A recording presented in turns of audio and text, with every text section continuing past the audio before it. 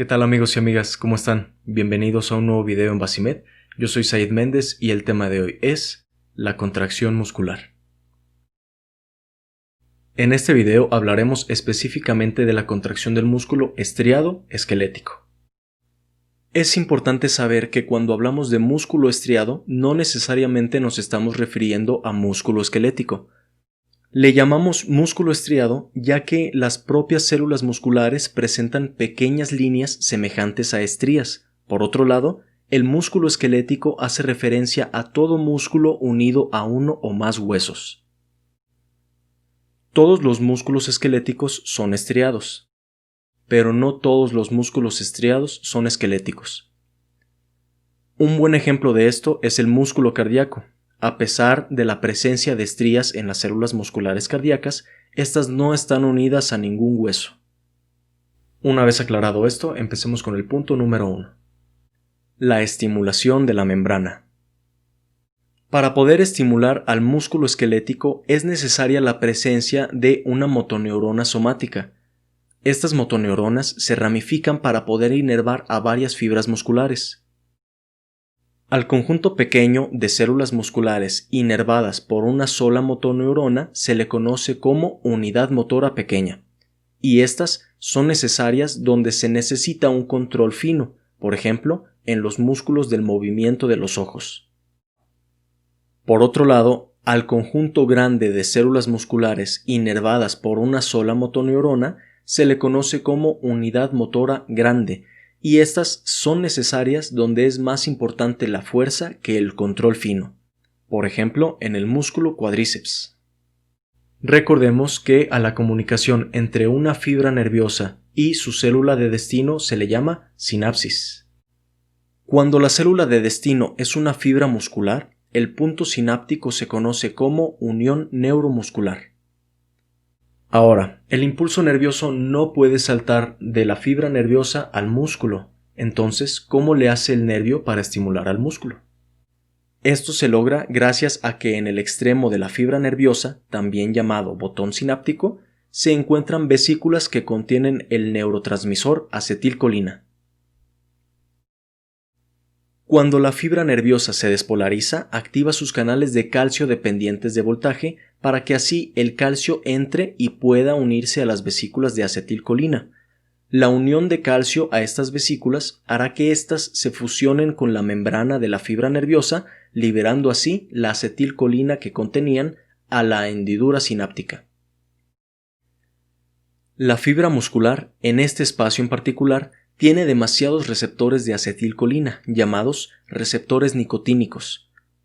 Cuando la acetilcolina se une al receptor nicotínico, permitirá la entrada de sodio a la fibra muscular, originando así una despolarización local.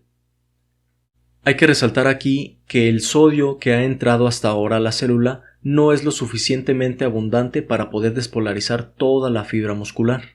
Sin embargo, al haber una despolarización local, se activarán otros canales de sodio que se llaman canales de sodio dependientes de voltaje. Recordemos que tenemos los canales de sodio estimulados por acetilcolina y los canales de sodio dependientes de voltaje.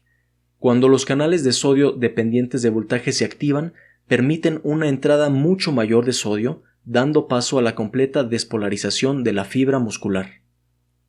Hasta ahora hemos visto el proceso de despolarización de la célula muscular. Sin embargo, esto aún no explica cómo se da el mecanismo de contracción muscular. Para esto es muy necesario conocer algunos componentes de esta célula. Comenzaremos con el sistema de túbulos T. Estos están localizados en el sarcolema, que es el nombre que recibe la membrana de la fibra muscular. Los túbulos T son invaginaciones que penetran profundamente en el sarcoplasma y están en contacto directo con el retículo sarcoplasmático. En los túbulos T, gracias a la despolarización de la membrana, se activarán los canales de calcio dependientes de voltaje, también llamados receptores de dihidropiridina. La apertura de estos canales permitirá la entrada de calcio al interior de la célula muscular. Como sabrás, el calcio es muy importante para que se dé a cabo la contracción muscular, pero, al igual que la primera entrada de sodio, este calcio que acaba de entrar no es lo suficientemente abundante para estimular la contracción muscular. Se necesita aún más calcio. ¿Y de dónde creen que lo vamos a conseguir? Del retículo sarcoplasmático. El retículo sarcoplasmático tiene un receptor llamado receptor de rianodina, que es un canal de calcio activado por el mismo calcio. Ok, un canal de calcio que permite la salida de calcio del retículo sarcoplasmático, que es activado por el mismo calcio. ¿Qué significa esto? Significa que este canal solamente será estimulado por el calcio que entró a la célula a través del receptor de dihidropiridina. Este calcio se unirá al receptor de rianodina y provocará que éste se abra para poder liberar todo el calcio que contiene el retículo sarcoplasmático.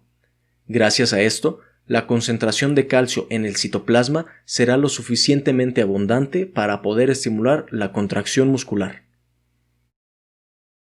Aclarado esto, podemos continuar con el sarcómero, que es la unidad anatómica funcional del músculo estriado. El sarcómero está conformado por discos Z, filamentos gruesos, también llamados filamentos de miosina, filamentos delgados, también llamados filamentos de actina, filamentos elásticos, también llamados filamentos de titina, y un conjunto de proteínas centrales. Este conjunto se conoce como línea M. Una vez explicado y comprendido esto, podemos continuar con lo que es meramente la contracción muscular. La actina se encuentra rodeada por dos proteínas muy importantes, la tropomiosina y la troponina. La tropomiosina, en su estado inactivo, se encuentra bloqueando los sitios activos de actina. Y la troponina se va a encargar de estimular a la tropomiosina para que ésta libere el sitio activo y pueda unirse a la cabeza de miosina.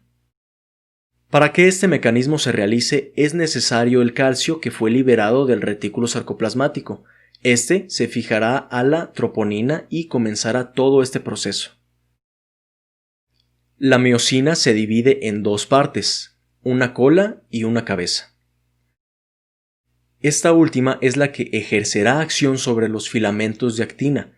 La cabeza de miosina en su estado inactivo se encuentra flexionada en dirección hacia el centro del sarcómero y a ella estará unida una molécula de ATP. Este ATP es el responsable de que la cabeza de miosina se encuentre inactiva. Para poder activar a la miosina es necesaria la hidrólisis de este ATP. Esto se logra gracias a una enzima llamada ATPasa de miosina. Esta enzima hidroliza el ATP y lo convierte en ADP más fosfato. Gracias a esta reacción, la cabeza de miosina tomará una posición extendida y podrá unirse al sitio activo de actina. Ya generándose esta unión, la cabeza de miosina liberará el ADP más fosfato y se flexionará tirando de la actina hacia el centro del sarcómero. A esto se le conoce como golpe de potencia. La miosina seguirá fijada a la actina hasta que se le una un nuevo ATP y provoque que la miosina regrese a su estado original. Este proceso se repite hasta que el calcio es retirado de la troponina, provocando así que la tropomiosina vuelva a bloquear los sitios activos de la actina. Ahora ya conoces los mecanismos de la contracción muscular. Lo que hace falta ahora es conocer la composición del músculo esquelético. La miofibrilla es el conjunto de miofilamentos, o sea, actina, miosina y titina. El conjunto de varias miofibrillas, además de los orgánulos y demás estructuras, forman la fibra muscular. Recuerda que el decir fibra muscular es el equivalente a decir célula muscular. A estas células se les ha dado el nombre de fibra debido a su longitud. Estas pueden llegar a medir hasta 30 centímetros de longitud, por lo cual son células demasiado largas. Alrededor de la fibra muscular se encuentra una capa de tejido conectivo llamada endomisio. Al conjunto de varias fibras musculares se le llama fascículo. Este se verá rodeado de una capa de tejido conjuntivo más grueso llamado perimisio. El conjunto de varios fascículos forman el músculo estriado. Además de estas capas, el músculo está rodeado por una hoja de tejido conjuntivo llamada fascia. Esta se encarga de separar los músculos o grupos musculares entre sí. Hasta ahora hemos descrito todo el mecanismo de contracción del músculo estriado, así como algunos componentes del músculo en general. Conociendo esto, podemos entender mejor la fisiopatología de algunos trastornos de la musculatura. Uno de los más conocidos es la miastenia gravis. La miastenia gravis es un trastorno de la transmisión en la unión neuromuscular. En esta enfermedad existen anticuerpos dirigidos en contra de los receptores nicotínicos. Sin estos receptores no se podrá iniciar el proceso de despolarización de la fibra muscular, provocando en estos pacientes una pérdida progresiva de la capacidad contráctil del músculo. Los efectos de esta enfermedad empiezan con una caída de los párpados, las mejillas, los labios, una dificultad para deglutir, debilidad en las extremidades, poca resistencia física y, por último, una insuficiencia respiratoria debido a la incapacidad de contracción de los músculos de la respiración. Un trastorno parecido a la miastenia gravis es el síndrome de Lambert-Eaton. Aquí, los anticuerpos no irán en contra de los receptores nicotínicos, sino en contra de los receptores de calcio dependientes de voltaje.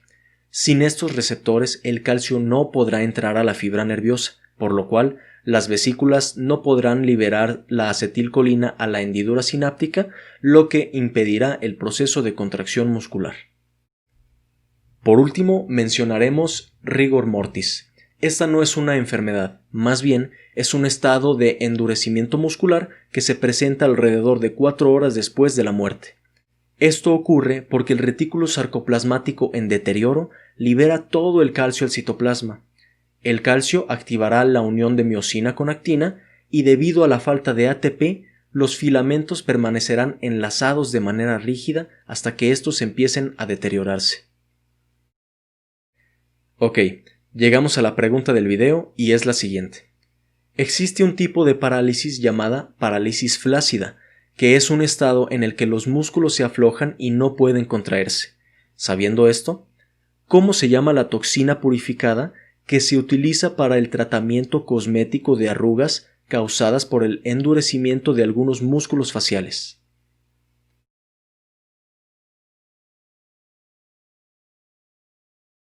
Muchas gracias por llegar hasta aquí. Recuerda que si hay un tema del cual te gustaría que yo hable, puedes dejármelo en los comentarios. Espero que el video te haya sido útil y hasta luego.